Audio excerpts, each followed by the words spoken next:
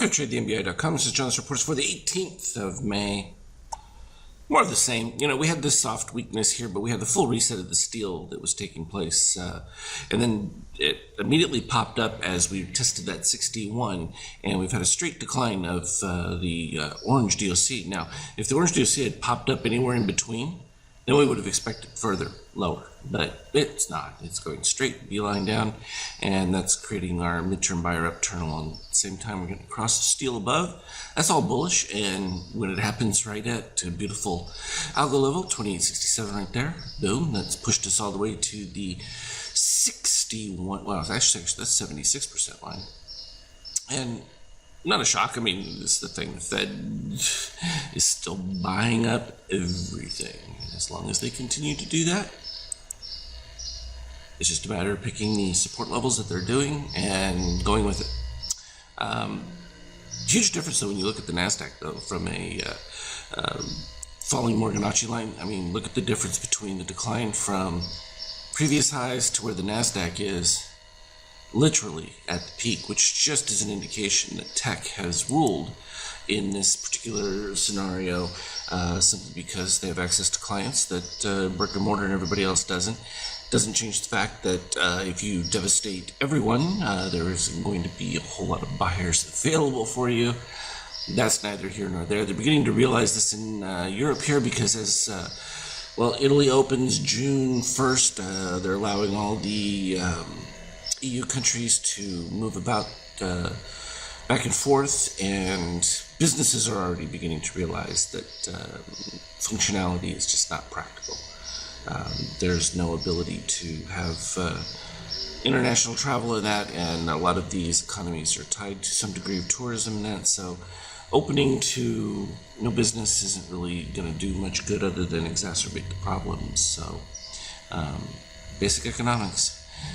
Supply and demand, and if you don't have a supply of people, in this case there's no demand, and that's going to lead to extended turmoil. This is just like any other major recession in the alley. It's just 10 times worse. So not expecting anything from the euro, because they're only alive because of the US liquidity. This is going to become a problem here. I know everyone's still thinking this is relatively cheap, but it's so important that oil remains at a subpar level, simply because a rise puts extreme inflationary pressures on the markets, and that is not a good thing by any stretch of the imagination, because that will exacerbate problems dramatically, and then you'd be looking at stagflation, even if you had growth, but you don't even have that. So you would just be looking at hyperinflation with no real benefit, other than you reduce the cost of your debt, because you can keep adding to it knowing that you're basically devaluing, but that devaluation is going to show up anyway. It's just a matter of when. And that is why you have gold making new highs. So simple. Intraday, though, still fantastic action. I mean, we've been all over the place. I mean,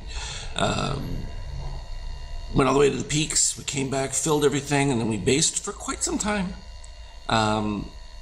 We had the pretty decent Power Mode 2 Sigma event there that led to the breaking down of everything, but then it just stabilized, and it was just a slow build until we finally started getting the dips of orange below the white, and finally before the last breakout, boom, and of course in the positive extremes, dip below the red line, came back, didn't quite get all the way down to it, because you had some additional events taking place in between there, but then we ended up with our higher pivots and similar dips below. And I mean, you can see the transition is pretty good overall within those, and capturing the general runs going to the upside. And once you're there, it's just a matter of seeing how they space between these algos, and then it's just a question of, all right, if you're not breaking back down from those, you know that it's just a matter of waiting for that turnaround buy cross configuration, and boom, takes you to the new highs. And in this particular case, futures opened up. Slide over to look at the pre-market, and nothing but higher despite trade wars, everything else. And people still wonder why, this could, continues to make these, big moves. And look, there's a new round of stimulus that's likely to pass. No, it's not going to be the version that the House passed, but there's going to be some additional support provided that's going to, inject, billions into people's pockets, and the market's going to, continue to recognize that this increase in, money supply is only going to create an inflationary pressure, which means you actually have to increase the value of the index, even under poorer earnings, and that's simply to make up for the devaluation of the dollar.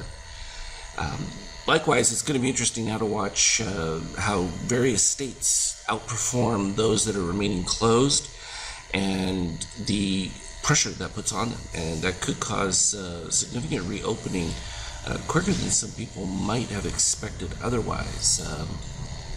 Again, the whole point of lockdowns was simply to keep hospitals from being overwhelmed.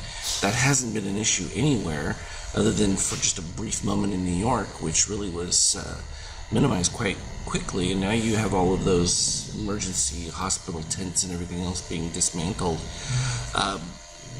Why there's still a lockdown is, it makes no sense, but no one ever accused politicians of making sense. That being said, we'll just continue to follow what is, and what is right now is cyan under red. Always buy, and got a lot of positive extremes though, so I would expect some of this to backfill by the time we get some open action, and that would be typical. And we got all the algos marked, so you can even add a couple more into this with the additional breakout, but no point in getting it overfilled up. As always though, trade well. See you on the Skype chat.